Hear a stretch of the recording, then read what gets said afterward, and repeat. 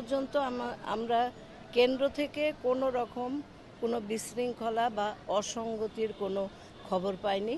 আমরা আশা করছি শান্তিপূর্ণ এবং বিশ্বাসযোগ্য পরিবেশে আমাদের এইচএসসি পরীক্ষা 2026 অনুষ্ঠিত হবে।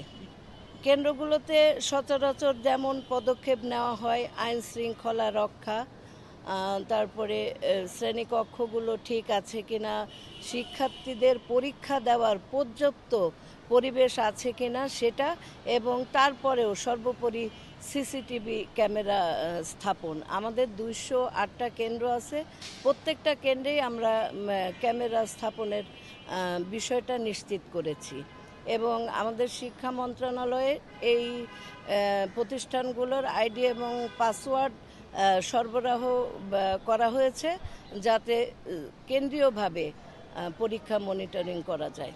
পরীক্ষা বিধিমালা 1981 যেটা বোর্ডের আছে, যে ধরনের অপরাধ সেই ধরনের শাস্তি আমাদের আইনে আছে, তাদেরকে শাস্তির আওতায় আনা হবে।